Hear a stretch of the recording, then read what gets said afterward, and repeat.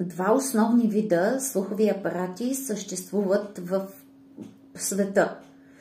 Едните са задушни апарати, а другите се наричат вътреушни апарати. Това са обаче две групи апарати.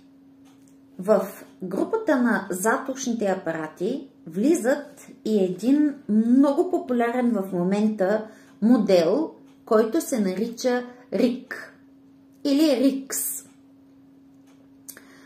Тези слухови апарати стоят зад ухото, имат малък кабел, много тънък, незабележим кабел, който приключва накрая с една кутийка. Сега, това е апарат за демонстрации, но ви обяснявам реалния. Приключва с една кутийка, която е също с електроника и най-накрая имате силиконово домче. Така го наричаме домче.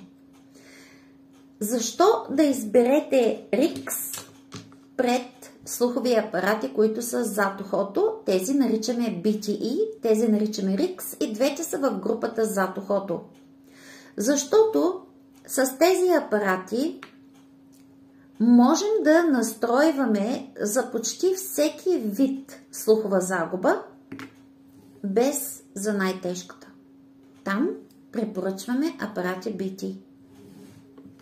Аз съм Калина, аудиолог, регистриран аудиолог в Съюза на аудиолозите в Великобритания.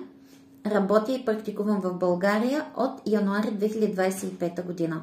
Свържете се с мен, ако имате още въпроси.